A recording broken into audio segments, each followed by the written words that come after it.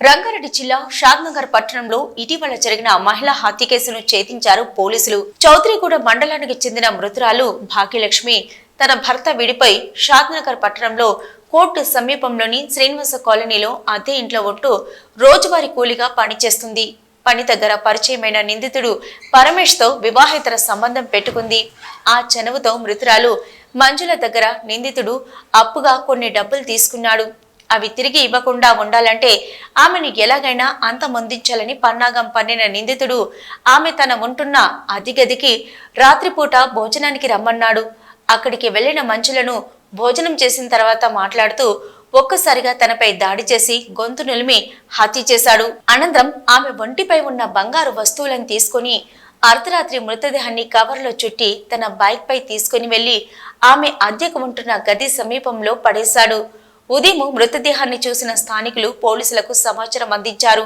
మృతురాలు call data ఆధారంగా నిందితుడిని arrest చేసి రిమాండ్కు తరలించామని తెలిపారు షాద్నగర్ ఏసీపీ రంగస్వామి. ఒక ఇంట్లో సాగు అయితే సాగుగాడికి వెళ్ళి పని చేయడం ఇన్ని కూడా 8:30 రాత్రి మీద జరుగుతుంది. చివరిగా తను ఎక్కడ పోయిందని వెరిఫై చేస్తే తన హనుమంత్ పర్మిషన్ వ్యక్తితో వెళ్ళినట్టు తెలిసింది. తర్వాత ఆ వ్యక్తిని మనం అదుపులో తీసుకుని విచారిస్తే తను గత 15 రోజుల నుంచి తనతోటి లివింగ్ రిలేషన్ మెయింటైన్ చేస్తున్నాను అని చెప్పిండు. అతని నుంచి విచారిస్తే తనది ఇటికాల మండలం స్వగ్రామం ఒట్టే పరమేశు. అతనికి భార్య పిల్లలు ఉన్నారు. తను ఇక్కడ చిడువరవాడలో పడితే తన భార్య పిల్లలు ఇక్కడ నుంచి వెళ్ళిపోవడం జరుగుతుంది.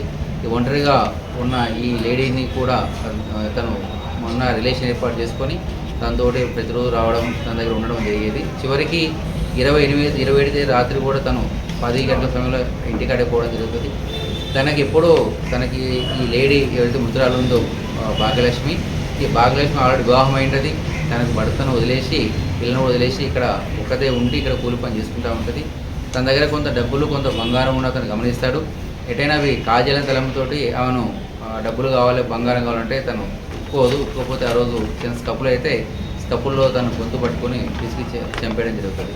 చంపిన తర్వాత తన ఇంట్లో ఉన్న ఒక డస్ట్బిన్ కవర్లో ఫస్ట్ చుట్టేసి నల్ల బెడ్షీట్లు తీసుకొచ్చి బెడ్షీట్ కట్టేసి ఆ చార్జ్ వెళ్ళి వాడు ముందు తీసుకొచ్చుకున్న డబ్బుల్లో వాళ్ళకి ఇచ్చి 5,000 రూపాయలు వాడు గూగుల్ పేలో ట్రాన్స్ఫర్ చేయించుకుంటారు. వాళ్ళకి ఈ డబ్బులు నాకు అవసరమని పంపించుకోవాలని చెప్పేసి గూగుల్ పేలో ట్రాన్స్ఫర్ చేయించుకుంటారు. దాంట్లో ఆ 5,000 రూపాయలు నగదు సీజ్ చేసాము. అట్లానే తన దగ్గర పుస్తే ఉంటుంది ఒకటి, అంటే చేయి మామూలు తాడు ఉంటుంది, తాడులో పుస్తేలాగా ఉంటాయి. ఆ పుస్తని కూడా తీసుకుంటాడు.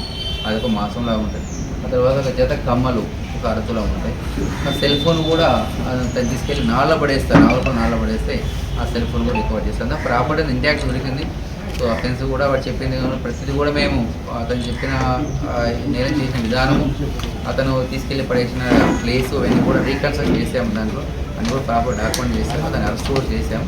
ఈరోజు నిందితుడు ఎన్ని రోజులు సార్ వాళ్ళు వచ్చి 8 months అవుతుంది. 8 months అవుతుంది. యాక్చువల్గా మొత్తం ఇక్కడ రావడానికి కారణం హనుమంత్ అని ఉంటాడు, ఇంకో మేస్త్రి. ఆయనదేమో ఐదా మండలము, లేదా ఇటికాల మండలం గద్వాల జిల్లాలో. అయితే ఇతను పని లేదు, ఇక్కడ బాగా పని ఉంది, డబ్బులు కూలి కూడా గిట్టుబాటు అవుతుందంటే ఇతను భార్య పిల్లలు ఇక్కడ వస్తాడు, పని చేస్తూ ఉంటాడు. సో ఆ క్రమంలో ఈ రోజు గద్వాలలో అక్కడ గతంలో ఏమన్నా 28 సెప్టెంబర్ ఉదయం సుమారు 5:30 సమయంలో ఒక డైరెక్ట్ కాల్ వచ్చింది. శ్రీనివాసనగర్ కాలనీలో రోడ్డు పక్కన ముట్టుకలో పక్కన ఒక గుర్తు తెలియని వ్యక్తి ఒక శవము, మహిళ శవము, సుమారు 40 సంవత్సరాల వయసు ఉంటుంది. తను ఒక బెడ్షీట్లో మూట కట్టి పడేశారని మనకు సమాచారం రాగానే ఇమీడియట్గా మన సిఐ షాద్నగర్ సిఐ గారు విజయ్ కుమారు, అట్లనే ఎస్ఐస్ బలరాం, శరత్, సుశీల, జ్యోత్స్న అనే కానిస్టేబుల్, తర్వాత మిగతా శంకర్ 9 కానిస్టేబుల్ కూడా అక్కడికి వెళ్ళారు.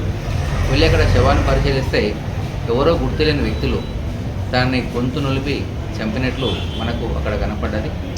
దాని తర్వాత తనను పరిశీలిస్తే 2 చెవి తెమ్మలు ఇట్లా బలవంతంగా చెవి కమ్మలు లాగితే తెగినట్టు మనకు కనిపించింది. ఈ స్క్రోలింగ్ వచ్చిన తర్వాత స్క్రోలింగ్ సార్ మాకు వాట్సాప్ పెట్టిన తర్వాత సరే ఈ కేసులు మేము 20 రోజులు డైరెక్ట్ చేసిన సార్ కూడా అప్రిషియేట్ జరిగింది. అందరికి కూడా గుడ్ జాబ్ అని చెప్పారు.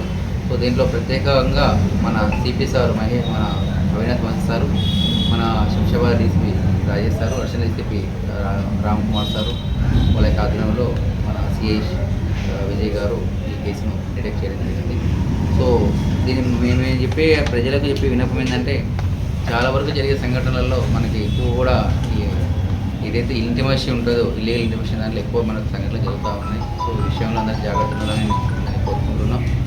ఫినాన్స్ ఆస్పెక్ట్లో కావచ్చు, ఈ దాంట్లో కూడా కొద్దిగా ఆశపడడం జరుగుతూ ఉంది. సో ఎవరి లైఫ్ వాళ్ళు సరిపెట్టుకుని చూసుకోవాలి.